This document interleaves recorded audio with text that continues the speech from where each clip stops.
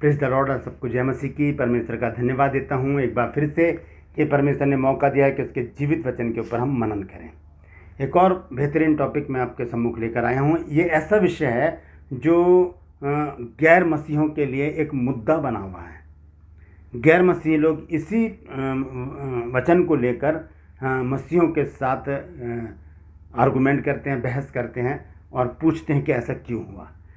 आज उसी विषय पर हम बात करेंगे और यह है लूत और उसकी बेटियों के विषय में। जैसे आपने देख लिया होगा थंबनेल में, तो उसके विषय में आज हम बात करेंगे। ऐसा क्यों हुआ और बाइबल में इसको क्यों लिखा गया है।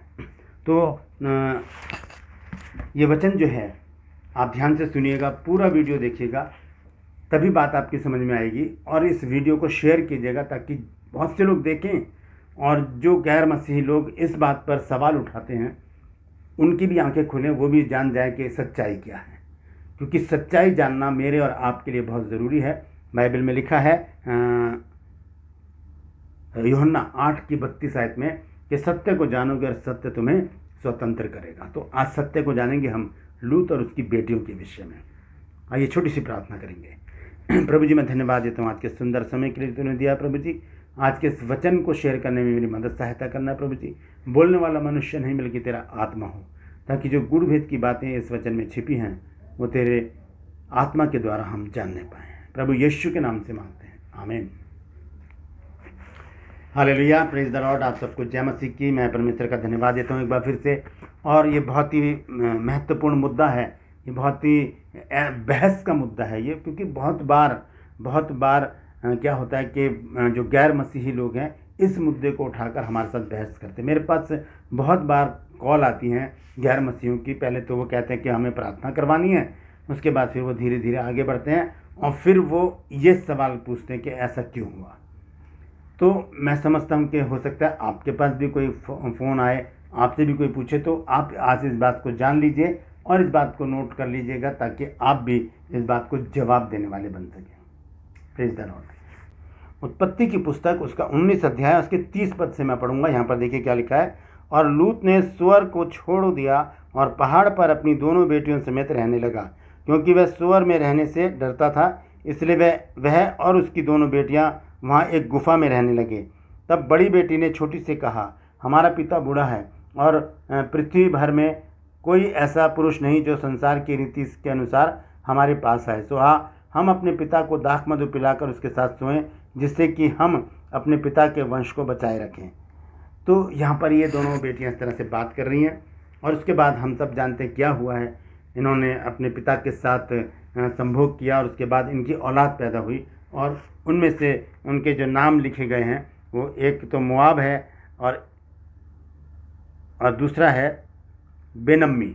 इनके ये नाम रखे गए। तो अब ध्यान से सुनिएगा, ऐसा क्यों हुआ, ऐसा क्यों हुआ। क्योंकि एकमात्र घटना है बाइबल की ये कि पिता और बेटियों के साथ ऐसा काम हुआ है। क्यों हुआ ये बात जान लीजिए। आइए हम चलेंगे यूहन्ना की पत्री में। तो यूहन्ना की पत्री पढ़ूंगा मैं और उसका 1 अध्याय निकाला है मैंने और उसका 17 पद लिखा है। इसलिए कि व्यवस्था तो मूसा के द्वारा दी गई, परंतु अनुग्रह और सच्चाई मसीह यीशु के द्वारा पहुंची है। व्यवस्था मूसा के द्वारा दी गई। व्यवस्था का मतलब है कानून, व्यवस्था का मतलब है नियम, विधियाँ, चेतावनियाँ। ये सब चीज़ें कब आई? जब मूसा को परमेश्वर ने इजरायलियों को निकालने के लिए बुलाया। या 430 साल की गुलामी में इजरायली जो थे वो मिस्र में गुलाम थे। 430 साल हो गए थे उनको गुलामी करते करते।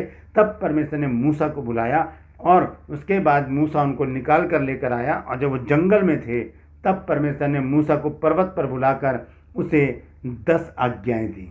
वहाँ से व्यवस्था शुरू हुई। अब मैं आपको बताना चाहता हूँ कि लूत और उसकी बेटियों के साथ ऐसा क्यों हुआ। मैं दिल्ली में रहता हूँ और दिल्ली से टच है हरियाणा, यूपी। और यूपी में अगर हम जाएं तो वहाँ पर एक बाइक पर अगर एक व्यक्ति जा रहा है तो वो एक ही हेलमेट पहनेगा, पीछे वाला उसको हेलमेट की ज़रूरत नहीं है। और जैसे ही वो लोग, मान लीजिए 2 व्यक्ति बाइक पर आ रहे हैं या स्कूटी पर आ रहे हैं, और जो जो चला रहा है स्कूटी उसने हेलमेट पहन रखा है, पीछे वाले ने नहीं पहन रखा। और वो जैसे ही दिल्ली की सीमा से अंदर एंट्री करेगा, दिल्ली में, दिल्ली का कानून अलग है, दिल्ली में दोनों लोगों को हेलमेट पहनना है, ये कानून है। अगर नहीं पहनेंगे तो जुर्माना होगा, जुर्माना होगा। ठीक है, तो यही बात हुई वहाँ पर जब लूत और उसकी बेटियों ने ऐसा संबंध बनाया।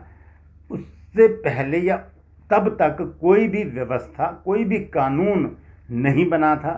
कानून बना है जाकर जब मूसा इजरायलियों को निकाल कर लेकर आया मिस्र में से, तब परमेश्वर ने क्या दिया, आज्ञाएं दी। आइए देखें क्या लिखा है, निर्गमन 20 अध्याय और इसके पहले पद से मैं पढ़ूंगा। लिखा, तब परमेश्वर ने ये सब वचन कहे कि मैं तेरा परमेश्वर यहोवा जो तुझे दासत्व के घर अर्थात मिस्र देश से निकाल लाया है, तू मुझे छोड़ दूसरों को ईश्वर करके नाम मानना। अब यहाँ पर क्या हो गया, व्यवस्था दी परमेश्वर। बहुत कुछ लिखा है व्यवस्था में, बहुत कुछ है, बहुत सारे नियम हैं और बहुत कठोर नियम है। वो बहुत कठोर नियम दिए हैं परमेश्वर ने। मैं सीधा उसी वचन पर आता हूँ। 14 आयत लिखा है, तू व्यभिचार ना करना। ये है वो आज्ञा, जब ये है वो नियम जब परमेश्वर ने मूसा को दिया। ये नियम कब आया है, निर्गमन की पुस्तक 20 अध्याय उसके 14 पद में। इससे पहले कोई नियम नहीं था, कोई कानून नहीं था, इसीलिए ऐसा हो सका, इसीलिए ऐसा हो सका। इस एकमात्र घटना है बाइबल की, और इसी को लेकर जो गैर मसीही लोग हैं वो प्रोपेगेंडा करते हैं, बहस करते हैं। तो वो कानून नहीं था तब, इसलिए ऐसा हो सका। लेकिन इसके बाद जब ये कानून बन गया कि तू व्यभिचार न करना, उसके बाद हमें कोई भी ऐसी घटना बाइबल में नहीं मिलती कि किसी ने आपस में ऐसा किया हो। बत्शेबा का और दाऊद का एक केस मिलता है, वो अलग केस है। उसके लिए दाऊद ने पश्चाताप भी किया, भजन संहिता 51 उसका पश्चाताप है। तो उसके बाद हम देखते हैं नए नियम में आकर बहुत जगह लिखा है कि तू व्यभिचार ना करना, व्यभिचार ना करना, व्यभिचार ना करना। तो ये व्यभिचार जो हुआ, ये नियम और कानून बनने से पहले हुआ, बनने से पहले हुआ, इसीलिए हो सका। लेकिन जब बन गए कानून, जब परमेश्वर ने वो आज्ञाएं, वो नियम, वो विधियां, वो चेतावनियां मूसा को दे दी, उसके बाद ऐसी कोई घटना नहीं हुई, ऐसी कोई घटना नहीं। इसीलिए मैं आपको बताता हूँ कि लूत और उसकी बेटियों की जो घटना हुई है वो इसीलिए हो पाई क्योंकि उस समय कोई कानून व्यवस्था नहीं थी। कानून व्यवस्था आई 20 अध्याय में आकर, जब मिस्र से मूसा और हारून इजरायलियों को निकाल कर लेकर आए, तब कानून व्यवस्था आई, तब सब लोग कानून में बन गए, तब सब लोग ने क्या किया, इन बातों को मानना शुरू किया। बहुत से लोग नहीं माने और वो मर भी गए, लेकिन आज भी हम इन बातों को मानते हैं और बहुत ही सतर्क होकर हम बाइबल के अनुसार अपने जीवन को बिताते हैं। इसलिए उसके बाद एकमात्र घटना है बाइबल की, मैं फिर बताता हूँ, उसके बाद कोई भी ऐसी घटना नहीं हुई जिससे कि मसीह समाज के ऊपर उंगली उठाई जाए। तो ये वीडियो मैंने आपको बना कर दिया है, ये सच्चाई है ये वचन की। आप इसे शेयर कीजिए ताकि लोग जान सकें, और इस वीडियो को अपने पास रखें ताकि कोई इस तरह के सवाल आपसे पूछे तो आप उसका जवाब दे सकें।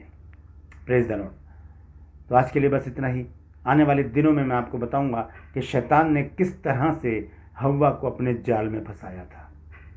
परमेश्वर आप सबको आशीष दें। Praise the Lord.